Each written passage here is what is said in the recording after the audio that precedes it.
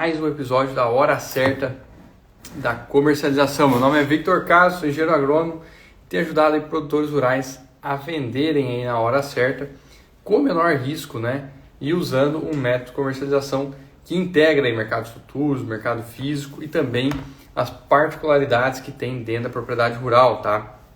E hoje nós vamos falar aí de novo, né? Um tema que ano passado eu acabei falando bastante, mas eu acho que é válido sempre estar reforçando, que são os pilares, né, os fatores de formação do preço da soja. Então sejam todos bem-vindos aí. Quem estiver chegando agora, deixa o like aí também, já compartilha a live. Quem está no YouTube já se inscreve aqui no canal e pode ir mandando suas dúvidas, perguntas aí. A gente está aqui para ir respondendo e para ir fazendo de fato um bate-papo, tá? Então, antes da gente falar aí desses fatores de formação, atualizar alguns dados importantes de mercado que a gente teve hoje, né? Então a gente tem uma estimativa pré-rally de safra, né? Que trouxe o rally de safra de fato. Eu acho que no Brasil talvez seja a melhor estimativa de safra que a gente tem. Diferente dos Estados Unidos, que tem lá o USDA, que vai fazendo monitoramento de satélite, faz um monitoramento visual, junta a média das pessoas de estimativas do que elas acreditam. O Brasil, a Conab, ela é um pouco muito superficial. E o Rally de Safra não, é uma iniciativa privada, onde o pessoal vai a campo mesmo, coleta a planta, pesa grãos, faz stand de planta, considera de fato o que deve ser produzido, né? E nessa pré-estimativa do Rally, eles trouxeram aí um volume 6,4% menor de produtividade para o Brasil. Então, perceba que muito se fala em quebra de safra, redução de safra, 10, 15, 20%, mas mesmo assim os números, né, são de 6,4% de produtividade a menos, produtividade. Só que a área esse ano é maior, então uma coisa acaba compensando um pouco a outra.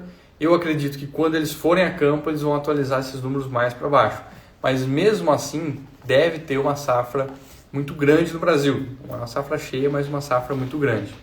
E aproveitando falar disso, hoje a gente viu o dólar fechar ali em 4,93, soja em Chicago para março fechou em 12,13, né? Subiu 5 cents por bushel, alguns contratos ali 7%, 7 centavos de dólar por bushel, e recuperando um pouco, dando um respiro, né? Do fundo do poço aí que a gente atingiu no dia de ontem, né? Ontem foi um dia bem pesado, as cotações caíram mais 20 cents. E o que aconteceu ontem em específico, fazendo um apanhadão de mercado antes da gente falar aí dos fatores de formação do preço do grão? E isso tem muito a ver porque está ligado à macroeconomia, né? Ontem a gente teve dados da China ruim, né? Cresceu, mas o PIB cresceu menos, o menor crescimento nos últimos 34 anos, e com isso um crescimento menor da China. Tudo que era commodity, ferro, petróleo, soja, milho, desabou. E junto com isso também ontem a gente teve os bancos centrais americano e europeu falando que ainda é cedo para cortar juro. E com isso o câmbio subiu, né? Natural. Isso leva mais fluxo cambial para lá, porque o juro vai continuar alto, então o pessoal tira dinheiro daqui e põe dinheiro lá. Lembrando que o Brasil está reduzindo os juros e lá está mantendo.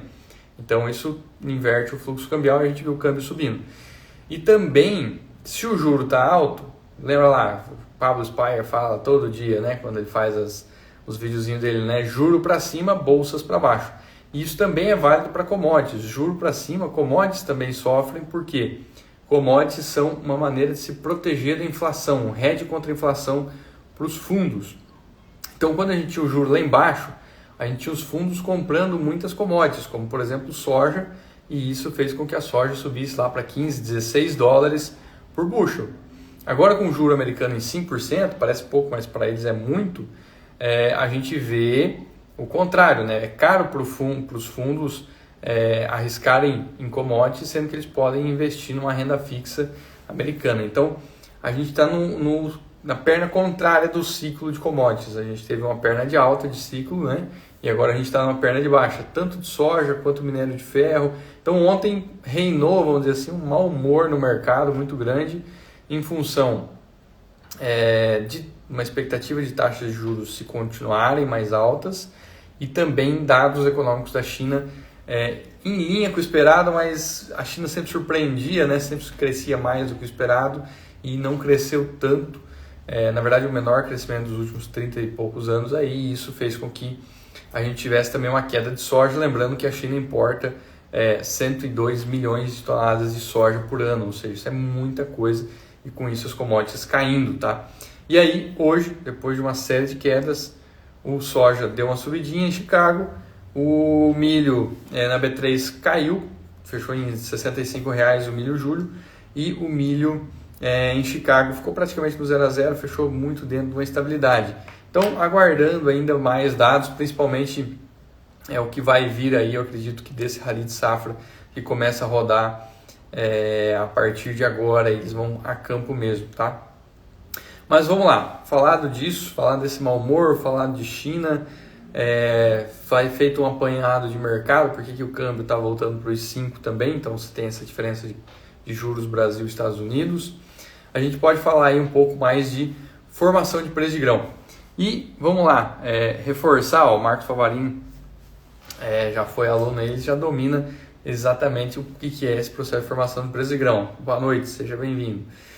Então, tem aí pelo menos aí um tripé, que a gente chama que é o tripé de formador de preço de grão.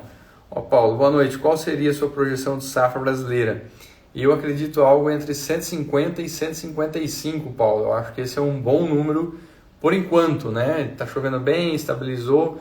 Lembrando que algumas regiões, por exemplo, no Mato Grosso estão colhendo e outras do Maranhão vão terminar de colher em maio, né? Então, vai ter uma variação muito grande de safra. Mas, voltando a falar aí, mandem suas perguntas, depois eu vou respondendo. Falando desse tripé de formação do preço da soja, que é também o preço do milho, eles seguem o mesmo tripé, né? Então você tem Chicago, que é a bolsa americana, onde é cotada soja, milho, trigo e outras commodities também, mas vamos focar aí em soja e milho. As cotações de Chicago, elas vão refletir sempre, primeiro, a realidade de estoques e safra americana.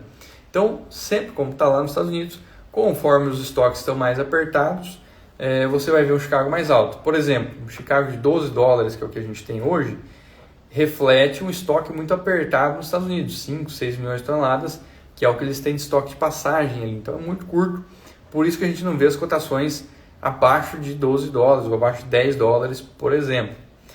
E Chicago, num segundo momento, ele reflete uma oferta e demanda global. Então, se o Brasil, ou melhor, a América do Sul, né, o mundo todo tem uma oferta de soja maior do que a demanda, que é o caso que nós estamos vivendo agora, por mais que o Brasil tenha uma quebra, que o Mato Grosso tenha uma redução, a América do Sul e o mundo tem mais soja para oferecer do que a demanda que tem instalada aí. Então, para vocês estarem atentos aí à diferença entre você ter uma oferta e ter demanda também. Então, por isso que você tem Chicago caindo um pouco nos últimos dias, né? A América do Sul, por mais que tenha redução de safra no Brasil, a Argentina recompondo estoques altos, Brasil com estoque de passagem alto, e tudo isso fazendo com que põe pressão em Chicago nesse segundo momento. E demanda na China não está aumentando e a economia piorando. Então você tem Chicago caindo aí neste momento em função desses fatores, tá? Quais oportunidades que abrem isso? Acho que esse é um grande dilema que o produtor tem. Entender a diferença de soja físico, né? O produtor não está acostumado a levar isso como um ativo financeiro cotado em bolsa. Mas na verdade a soja é um ativo financeiro cotado em bolsa e isso é negociado lá. E o cara que negocia isso, um fundo de gestão americano e tal, eles não estão muito preocupados com a realidade de safra no Brasil. Eles olham dados, pegam um departamento lá dos Estados Unidos, um relatório daqueles e trabalham em cima desses dados. O segundo tripé de formação do preço do grão é prêmio. Então, o prêmio ele é um ajuste, ou seja, ele é um ágio ou deságio sobre as cotações de Chicago. Então, Chicago é uma referência. Depois de Chicago, como que eu internalizo a soja ou dou preço para uma soja no Brasil? Eu tenho que ir lá e falar, bem, se no Brasil tem uma quebra de safra, eu preciso corrigir em prêmio. Então, o prêmio tem que ficar mais positivo para eu poder equilibrar essa quebra de safra. Por exemplo, no ciclo passado, a Argentina teve uma grande quebra de safra. Os prêmios ficaram positivos, enquanto no Brasil muito negativos. E aí você tem esse ajuste, né, esse balizamento de preço em função de prêmios. Então, vocês que estão na live aí, quiser deixar um like, quiser curtir, aproveitar e tirar sua dúvida, eu recomendo vocês que deixem seu like aí. Então, prêmios. Depois de prêmio, a gente tem custo. E custo, ele nada mais é do que frete rodoviário no Brasil. A gente tem outras coisas envolvidas, mas principalmente quando a gente pensa em custo, você tem quebra técnica, você tem a questão de frete principalmente, e frete não é muito organizado, mas quando a gente fala de custo, o que é importante? Quanto mais alto o dólar, mais curto fica o custo. Então você tem lá R$100 de frete, por um câmbio de 5 são $20, R$100 por um câmbio de 4 vão ser ali praticamente 25, né? Então você tem essa diferença, enquanto o câmbio sobe, fretes tendem a, em primeiro momento, cair, ou melhor, o custo em dólar cai. Mas aí quando você traz isso no longo prazo, o combustível fica mais caro e equaliza a conta, né? Isso é importante para o produtor rural que tem medo às vezes de fazer venda, né? O pessoal, não vou vender ainda, vou vender, ou deixa muito para hora H para fazer a comercialização, mas entender esses fatores de formação e estar atento à oferta e demanda global, a prêmios numa escala local, regional, principalmente esse ano de El Niño, né? E isso ajuda a entender também porque que às vezes o mercado está caindo. O mercado está caindo em função de uma grande oferta global. Prêmios estão começando a reagir em função de uma redução de safra no Brasil. E fretes tem sazonalidade, né? Então agora a colheita começa a subir frete, depois você tem ali abril, maio, o frete já tende a cair ou normalizar. Bem, quando eu falo de vender na hora certa, também entender esses fatores de formação, tem várias lives aí do ano passado que eu falei pro pessoal que a região de $14 era uma boa região para estar fazendo comercialização. E às vezes o pessoal tem dificuldade de falar, tá, mas eu vendo físico, travo Chicago, como é que eu posso fazer?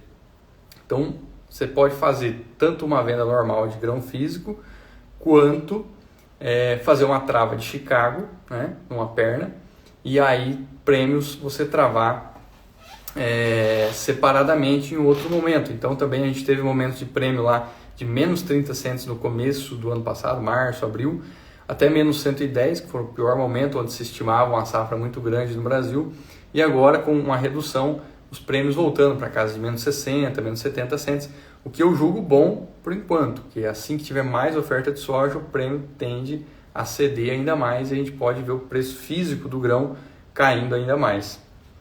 E aí o pessoal tem dúvida também, mas vou fazer uma perna numa corretora e o grão físico, como faz isso? Então você tem que entender esses três fatores para ter um preço em Chicago travado, e quando vender o físico você vai estar aí travando prêmio e custo de fato. Então você pode fazer tanto na trading, um contrato frame, componentes aberto, quanto uma corretora e uma venda física, ou então só na corretora.